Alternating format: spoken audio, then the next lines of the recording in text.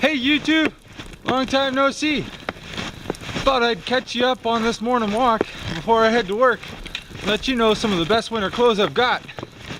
You know, it's all about the clothes. You have all the best gear in the world, you don't have the right clothes, ain't gonna do you no good. So let's get to it, eh? All right, looks like I found a clear spot we can have a sit and talk.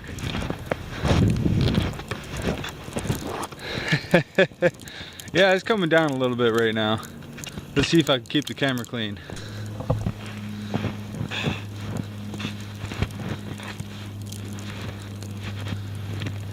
All right, so let's get to it. We're talking about clothes and why I choose the clothes that I choose, not the clothes you choose. You might be a climber. You might be an ultralight backpacker. You might be a bushcrafter. You choose what you choose. I'm just going to tell you what I choose so you know that when you choose, you know that I chose what I chose. All right. So the first thing on my list that I'm going to say that I like the most is these old knitted wool gloves. And you might see a pattern theme here with the wool. I just got these doing some volunteer work and this lady knitted me a pair of gloves. And I really appreciated that because I changed out a pair of outdoor research gauntlets for these and never went back. We're using an old pair of beaver skin army mitts as a cover for these when it gets to be minus 30, minus 40 degrees Celsius out. But otherwise, these work great. And they do get a little bit moist sometimes, they do get a little bit damp, but I don't get cold. And I think that's the key for winter camping, is being able to manage your moisture. I'm always going to get wet in the bush. I could try my absolute best. You're going to get wet. It's going to snow.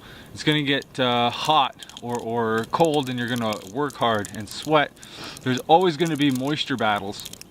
And choosing wool is going to get you ahead of the game when it comes to combating that moisture. For instance, you might see that this wool sweater here, this is the Lesser River Bushcraft wool sweater. It's pretty wet. The only thing I'm wearing underneath this is a very, very light micro fleece sweater. There's a full zip. I've got it completely open right now. And a sweat management layer to help with the armpits in the back there while I'm snowshoeing.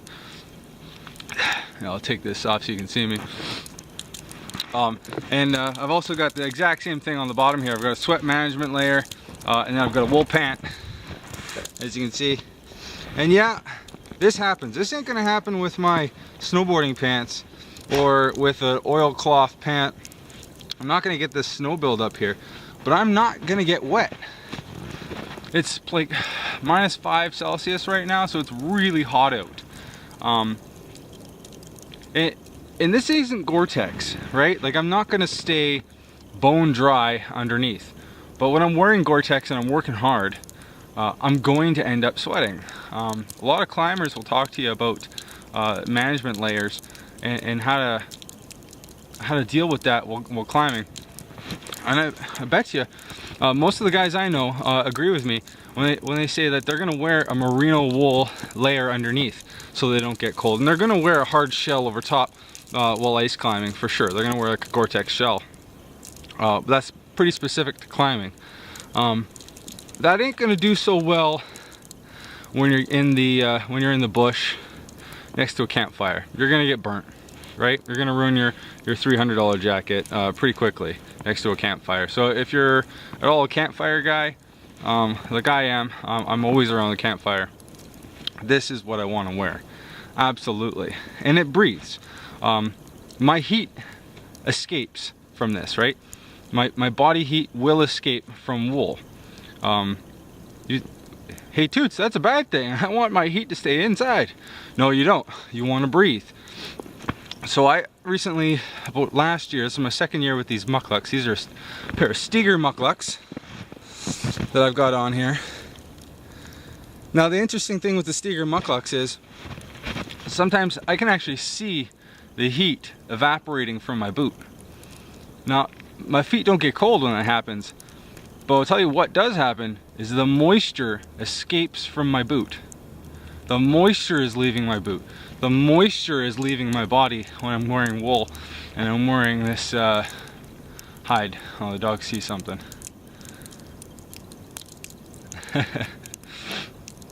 So, you know, my body's actually being able to breathe with all of this here.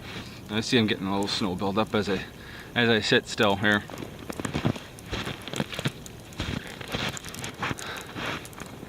So breathability is a really big important part of this, guys. I don't want to see anybody getting wet and cold all the time. This doesn't have to be super expensive. Hell, if you already got like all these Gore-Tex shells, you can actually just grab an old wool blanket and just wrap it around yourself with a belt. Use it as a hood. That'll protect you around the fire if you're out camping, if you're bushcrafting. I'm a bit of a ultralight hiker, but I also like winter. I'm a bit of an ultralight hiker, but when it comes to winter camping, I go old school. I go old school hard. This is probably the only thing on me right now that's very modern. Oh, that's not true.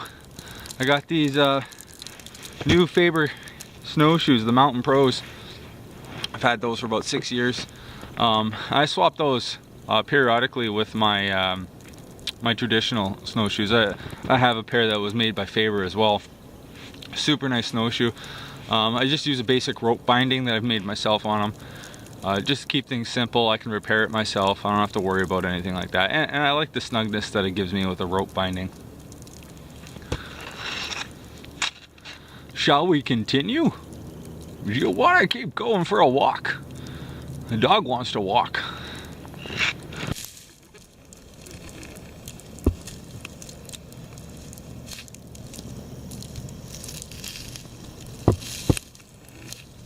Zappa.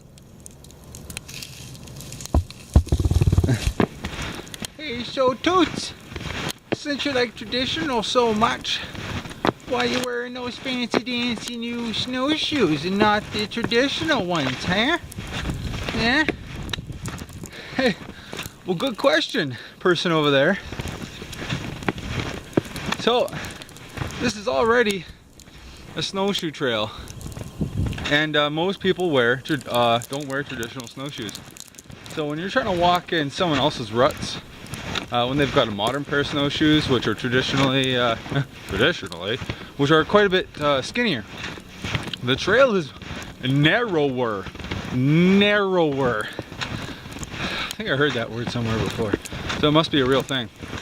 The trail is quite a bit more narrow, and that makes you kind of all flopsy as you're trying to walk, and your ankles are all sideways all the time, and it's a pain. So if I'm going or just a little quick snowshoe walk or something like that, I'll bring these Mountain Pros. But if I'm gonna go like ice fishing across the lake or something like that, then I'm gonna wear my traditional ones because I get a way better float out of them, and they're actually a bit easier to walk in, even though they're quite big. When you start using hiking poles, it really allows you to open up your gait more naturally, and yeah, it's just more comfortable. Any other questions? Or Toots, that little sweater you got there is really expensive. I don't have that kind of money. Good point. You know what? Wool is super cheap. Believe it or not, you can go to most thrift stores or army surpluses or stuff like that and pick up a wool blanket on the absolute cheap. Just just strap it to your body like a house coat. Hell, go down to your local fabric land, that's what we got here, and just buy a 50-cent pattern book and cut out a wool coat, like a house coat style, and just wear it. That's what Bick does. He's got a capote that was made by somebody. It's a house coat. He's wearing his PJs in the bush. I know you are, Bick. You're wearing the PJs. You're wearing the PJs in the bush. But I don't care, because you know what? It's all about being comfortable. I should pay attention to where I'm going, or I'm gonna get lost. Zappa. Zappa. Hi. Zappa. Hi. Nice cedar in here. Just by my house.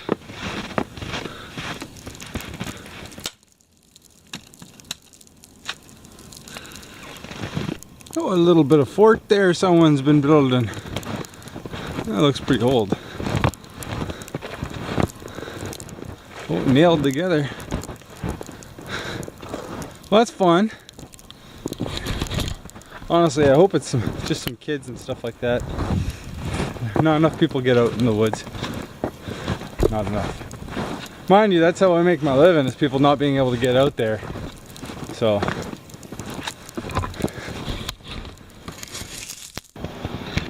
we've talked about some cool advantages of wearing wool. Let's talk about some disadvantages. Well, it's hot. And it gets heavy when it's wet. Very, very heavy. Wool is heavy to begin with. So there's pros and cons with everything. I like it for what I do. That's just spending time outside in the bush, you know. Bad weather, especially bad weather. I don't know why. Like, even if it's a snowstorm or a blizzard, I'd be like, man, I wanna go for a drive in the Jeep. I just want to get out and go. I love weather. I love good weather.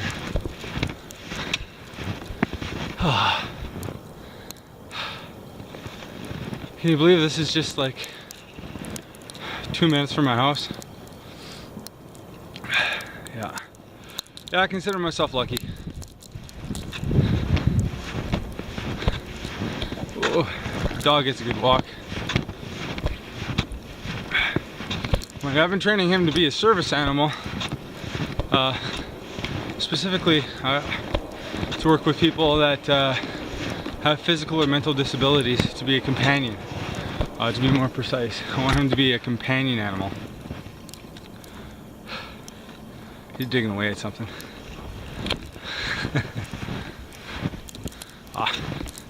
Rabbit hole. I haven't seen too many rabbit tracks today.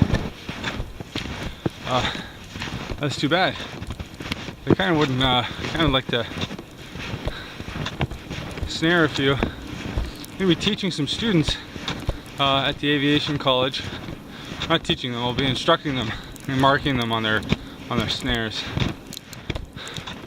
You have to pass a survival course, winter survival course by Lakehead Search and Rescue, which I'm a recent volunteer to, which I'm happy to say. Should be exciting. I've been really missing something of that sort since I left the fire department. Really missing it. So it's good to be part of a team again. I work by myself. I'm self-employed, so I don't do teamwork stuff too much. So now that I just went and plowed that trail out, I get to go pick up a crew of people and bring them on out here and show them around. I have to air off a little bit. It's warm out, man. Too warm for snowshoeing. Too warm for snowshoeing. Alright guys, catch you on the next one.